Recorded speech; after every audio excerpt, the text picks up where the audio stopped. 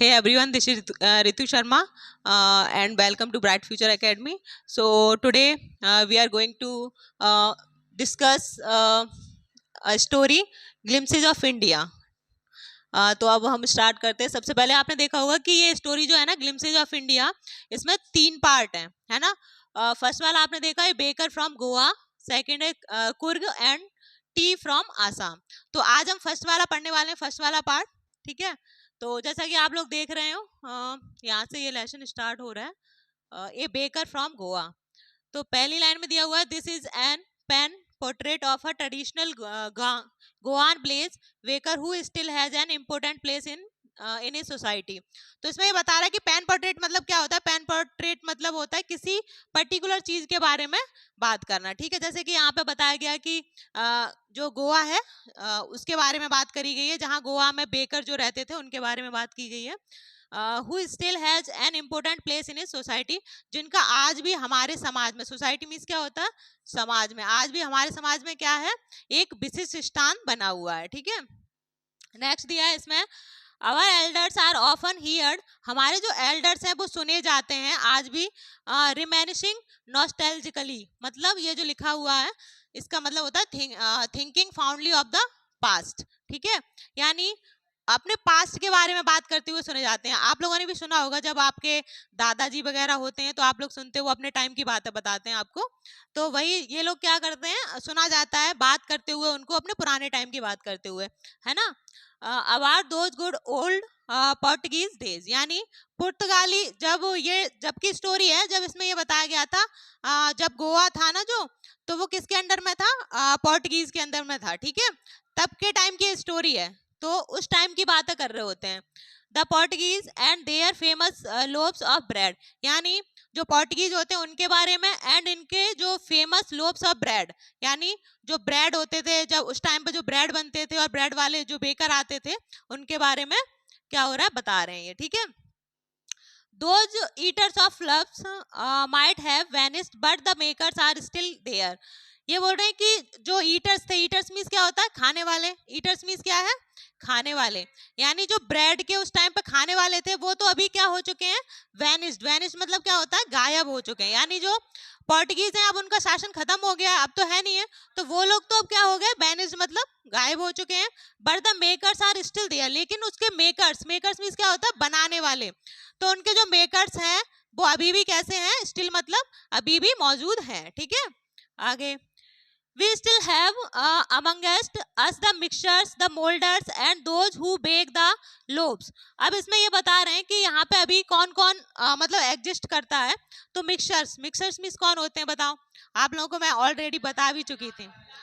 Mixers मतलब जैसे हमने, यस, जैसे हम कोई चीज तैयार कर रहे हैं, जैसे हमने डो तैयार किया तो उसको प्रिपेयर करने के लिए, जो मिक्स करने के लिए होते हैं ना लोग, तो वो उनको बोलते हैं मिक्सर्स। एंड द मोल्डर्स कौन होते हैं, जो उनको शेप देते हैं किसी चीज को, जैसे ब्रेड को एक आकार दे रहे हैं ना, यस, तो वो मोल्डर्स होते हैं। ठीक है, and again and those who bake the loaves, और एक वो होते हैं जो क्या करते हैं, उनको बेक करते हैं। बेक करना मतलब जैसे ब्रेड को बेक किया जाता है ना, तो वो उसको बेक करते हैं। ये सब लोग अभी भी क्या है, एग्जिस्ट कर रहे हैं यहाँ पे। ठीक है, अस्तित्व में है। Those age old time tested furnaces still exist, यानी उस टाइम की जो फन, ये मतलब फर्नेसेस मतलब होता है जिसमें हम बेक करते हैं, हम अपनी भाषा में हिंदी में बोलते हैं कि भट्टी। ठीक है, तो हाँ, उस टाइम की जो भट्टी होती थी वो अभी भी क्या एग्जिस्ट कर रही है, वो अभी भी अस्तित्व में है। ठीक है, आगे, the fire in the furnaces has not yet been extinguished, मतलब जो फायर है वो अभी भी क्या है, बुझी नहीं है, अभी भी जल रही है वो फायर। ठीक है, the third and jingle of, third means होता है एक टाइप की साउंड होती है, जैसे एक स्टिक होती है, स्टिक को जब हम जमीन में टैप करते हैं तो उसमें एक साउंड प्रोड्यूस होती है जिसको हम बोलते हैं थर्ड। ठीक है, एंड जिंगल, जिंगल मतलब आपने सुना है, एक पोएम सुनी होगी, जिंगल बेल करके पोएम है, तो जो वेल्स होती है ना उसकी जो साउंड होती है उसको बोलते हैं जिंगल। ठीक है, नेक्स्ट, अभी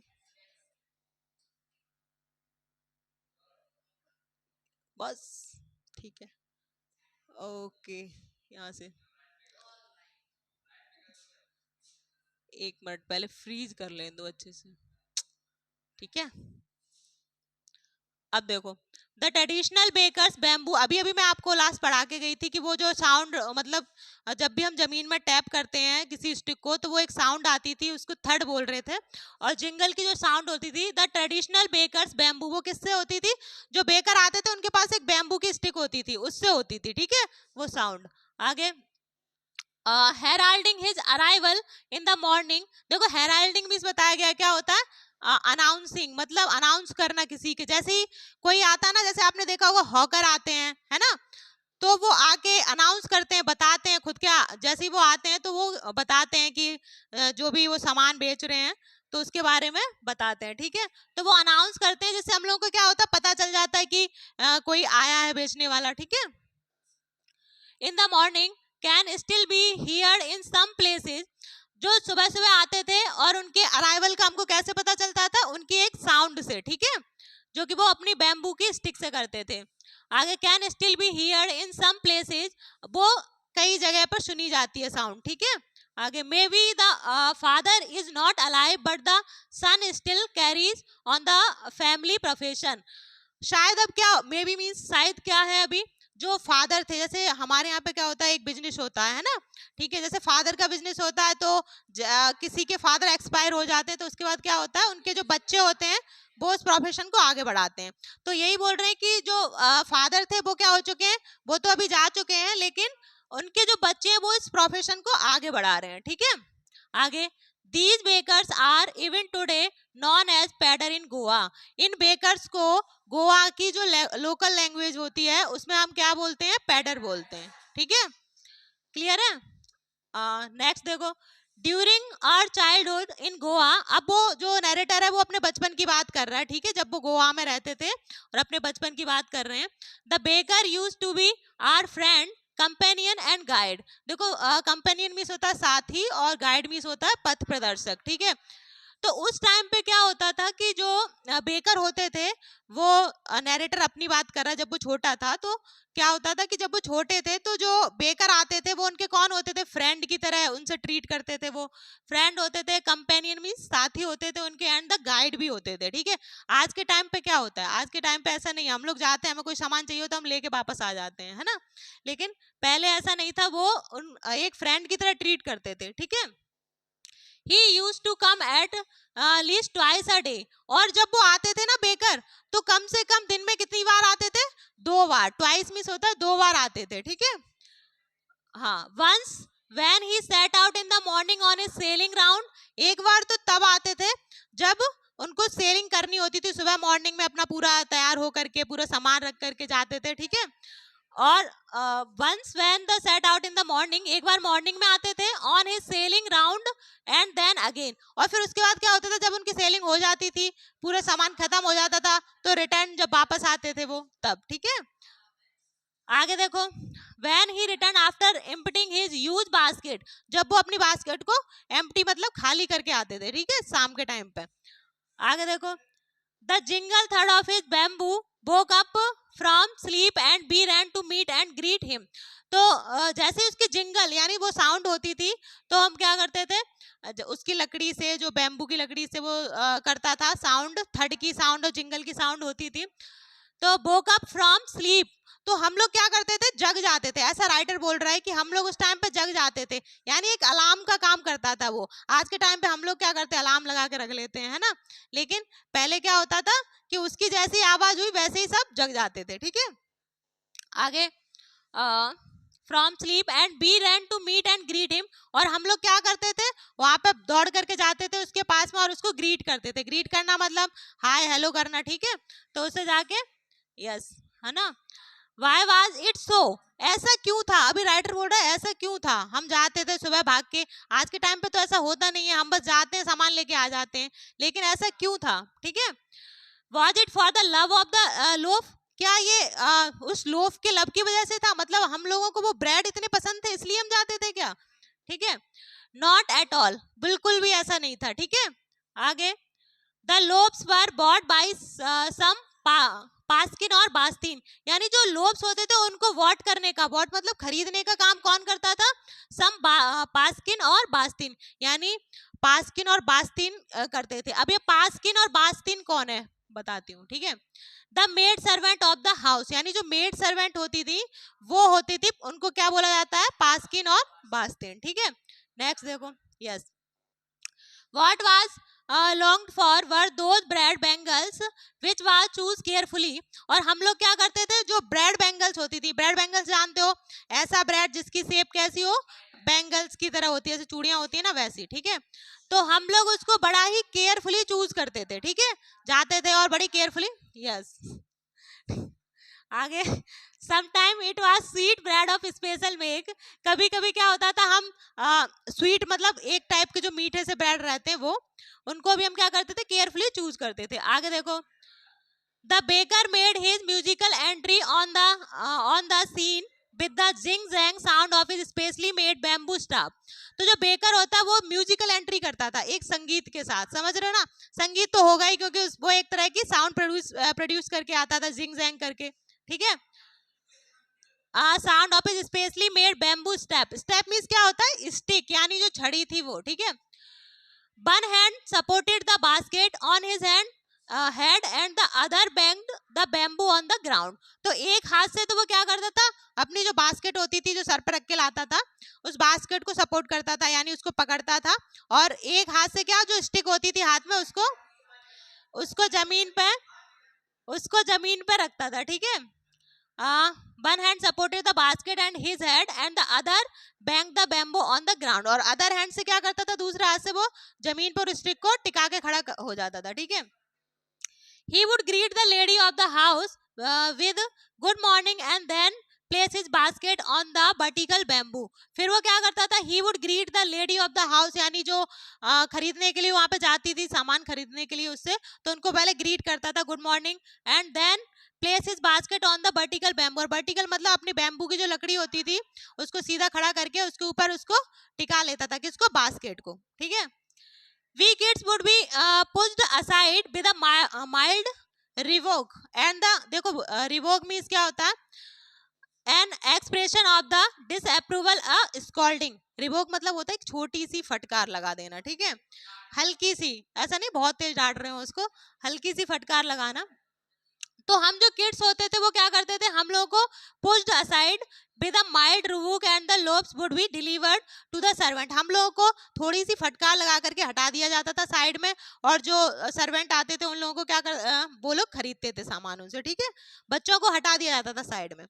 आगे, but we would not give up, लेकिन बच्चे काम आने वाले होते हैं, आपने देखा होगा बच्चे जितना मना करोगे उनको वही काम करते हैं। लेकिन राइटर बोल रहा था कि राइटर ने ये बोला यहाँ पे कि हम जो किड्स थे वो उन्होंने क्या नहीं किया, गिव अप नहीं किया, हम मानने वाले नहीं थे, ठीक है, yes. We would climb a bench और the parapet and peep into the basket. देखो यहाँ पे एक वर्ड आया पैरापेट, पैरापेट मींस क्या होता है, एक तरह की रेलिंग है ना, एक चार दीवारी जिसको फेंस बोलते हैं। तो बच्चे क्या करते थे, उससे जब वो उनको हटाया जाता था तो वो क्या करते थे, वो उस रेलिंग से कभी पीप, पीप मतलब होता है झांकना, उस रेलिंग के ऊपर से क्या करते थे, झांकते थे इनटू द बास्केट। कहाँ पे झांकते थे, बास्केट में, जो वो बास्केट लेके आता था ना, सामान रखा होता था, तो उसमें वो झांकते थे, देखते थे, ठीक है। Somehow I can still recall the typical fragrance of those lobes। कभी कभी क्या होता था, एक फ्रेग्रेंस मतलब होता है कि खुशबू या फिर किसी तरह की महक आती है, जैसे हम लोगों को कई चीजें पसंद होती हैं, कहीं बन रही हो ना, तो हम लोग को क्या होता है कि एकदम से खुशबू आ जाती है उसके, ठीक है। हाँ, तो इसी तरीके से उसमें क्या होता था, एक फ्रेग्रेंस आती थी, ठीक है, एक महक आती थी उसमें से, ठीक है। आगे, lobes for the Elder and the bangles for the children. और जो लोब्स होते थे, देखो ये नोटिस करो ये चीज, लोब्स होते थे वो किसके लिए होते थे, एल्डर्स के लिए, एंड द बैंगल्स जो होती थी, बैंगल्स एक ब्रेड और बताए थे मैंने जो अभी मैं आपको बोल के गई हूँ, तो जो बैंगल्स होते थे वो किसके लिए होते थे, चिल्ड्रन के लिए होते थे, बच्चों के लिए। Then we did not even care to brush our teeth or wash our mouth properly। लेकिन अभी यहाँ पे जो नरेटर है वो बोल रहे हैं कि हमको इस चीज की कोई वो नहीं थी, इस चीज की केयर नहीं थी कि हम सुबह उठ के ब्रश कर लें, है ना, और अपने टीथ को क्लीन कर लें, और वॉश आवर माउथ प्रॉपरली, और अपने मुंह को जो प्रॉपरली साफ कर लें, ठीक है। एंड वाई शुड बी, और हम करें भी क्यों ऐसा, ठीक है। Who would take the trouble of the plucking the mango leaf for the tooth brush.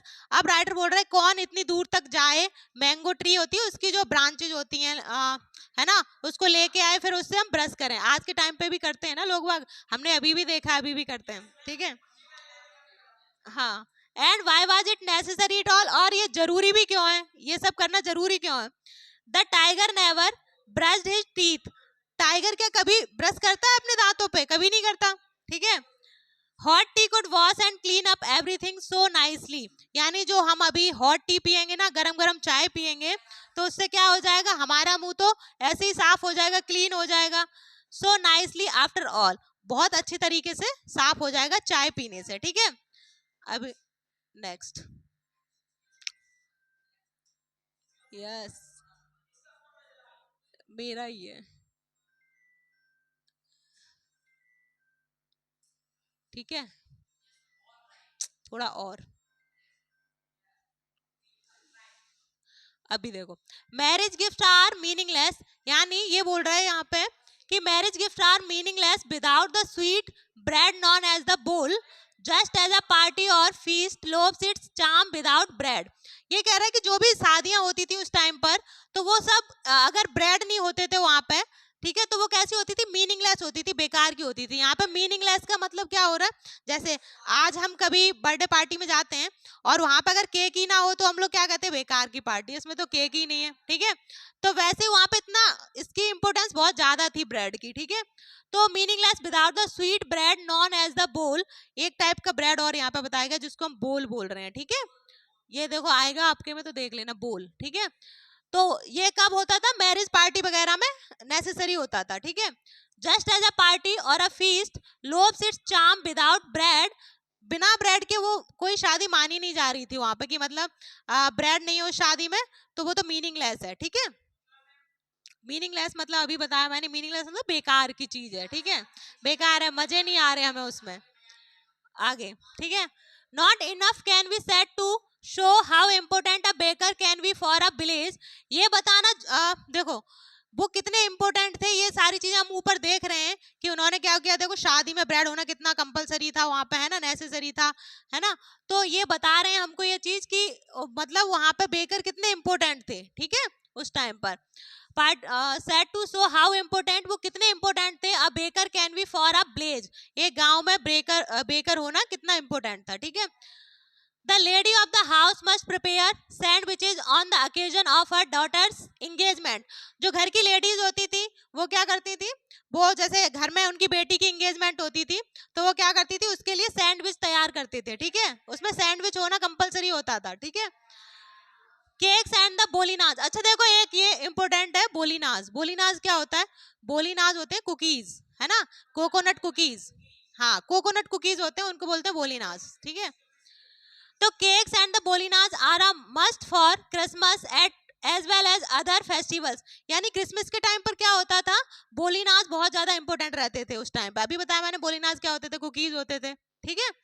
और bakers furnace in the sorry, thus the presence of the baker furnace in the blaze is absolutely essential, इस प्रकार से हम देख सकते हैं कि जो बेकर होते थे वो कितने ज्यादा इसेंशियल मतलब आवश्यक होते थे, ठीक है।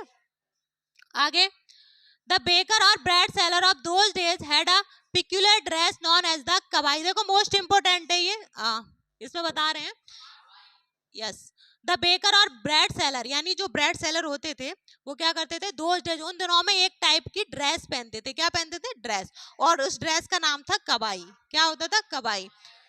नेक्स्ट देखो, it was a single piece long frock reaching down to the knee, तो ये कबाई क्या होती थी, एक सिंगल पीस होता था, मतलब ऊपर से पहन लिया नीचे तक पूरा, है ना, यस, हाँ।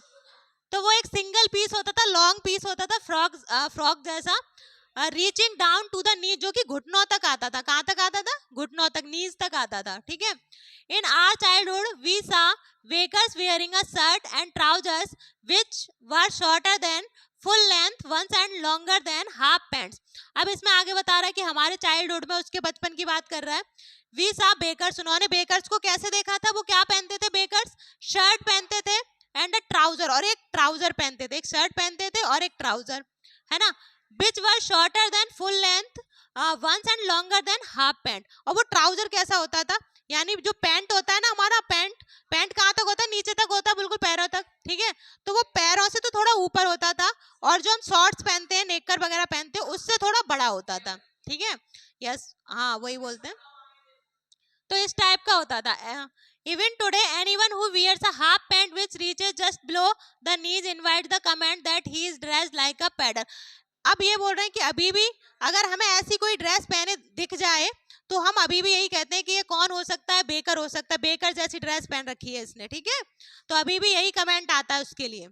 आगे, the baker usually collected his bills at the end of the month. और उस टाइम पे क्या होता था, बेकर जो होते थे वो अपना बिल कलेक्ट करते थे, है ना। होता है ऐसा कि नहीं, जब भी आप कोई सामान सेल करके आ रहे हो तो उसका बिल लास्ट में आप लेते हैं। तो ऐसा ही पहले के टाइम पे होता था, collected his bills at the end of the month, month के एंड में बिल को कलेक्ट किया जाता था। Yes, monthly accounts used to be recorded on some wall in a pencil. अब आज के टाइम पे क्या होता है, हम अपना रिकॉर्ड कहाँ पे रख लेते हैं, आज के टाइम पे तो हमारे पास फोन भी है ना, तो हम उसमें लिख लेते हैं। लेकिन पहले के टाइम पे क्या होता था, वो जो रिकॉर्ड लिखते थे ना, वो कहाँ लिखते थे, एक वॉल पे लिख देते थे, एक दीवार पे लिख देते थे, है ना। और किससे लिखते थे, पेंसिल से, एक दीवार पे पेंसिल से लिख दिया उन्होंने, ठीक है। आगे, हाँ, baking was indeed a profitable profession in the old age. यानी जो बेकिंग होती थी वो क्या होता था, बहुत ही लाभदायक। प्रॉफिटेबल मतलब क्या होता है, लाभदायक, लाभदायक व्यवसाय होता था उस टाइम पर, ठीक है। इन द ओल्ड एज यानी पुराने टाइम पर। The baker and his family never starved, यानी बेकर और उसकी फैमिली कभी भी, स्टार्व्ड मतलब क्या होता है, हम बोलते हैं ना कि भूखों मरना, ठीक है। तो उस टाइम पर अगर बेकर होता था तो उसकी फैमिली कभी भी भूखे नहीं मर सकती थी, ठीक है। यानी उनके पास इतना होता था, इतने प्रॉस्परस होते थे वो, ठीक है। He, his family and his servant always looked happy and the prosperous. यानी जो बेकर होता था वो, उसकी फैमिली एंड हिज सर्वेंट, और उसके जो सर्वेंट्स होते थे वो हमेशा हैप्पी और प्रॉस्परस दिखते थे, हमेशा खुश दिखते थे और संपन्न दिखते थे, ठीक है। Their plump physique was an open testimony to this. देखो ओपन टेस्टमनी मीन्स क्या होता है, ये देखो, ठीक है। उनका जो फिजिक होता था, उनकी जो शारीरिक बनावट होती थी ना, उनका जो फिजिक होता था वो कैसा होता था, प्लम, प्लम मतलब मोटे तगड़े से होते थे वो, ठीक है ना, मोटे। Plump physique was an open testimony to this, जिससे एक खुला एकदम प्रूफ होता था कि हाँ ये लोग तो कुछ संपन्न है ना। तो एक ओपन टेस्टमनी होता था to this. Even today any person with a jack fruit like physical appearance is easily compare to a baker. आज भी हम क्या करते हैं, अगर हमें कोई ऐसा पर्सन दिख जाए, जिसका कैसा फिजिक हो, जैक फ्रूट की तरह। जैक फ्रूट क्या होता है, यस, एक टाइप की वेजिटेबल होती है, जैसे आप कटहल बोलते हो, ठीक है। यस यस, तो ना आज के टाइम पे भी अगर हमें ऐसे फिजिक का कोई इंसान दिख जाए जिसका आकार कैसा हो, जैक फ्रूट की तरह हो, ठीक है, मोटा, हाँ, and appearance in easily compare to a baker, तो हम जल्दी से ही उसको कंपेयर कर लेते हैं, किससे, बेकर से। हम समझ जाते हैं कि ये भी बेकर ही होगा, उसका ऐसा रहता है। तो आई होप आपको समझ आ गया होगा पूरा, ठीक है। आप बंद कर दो।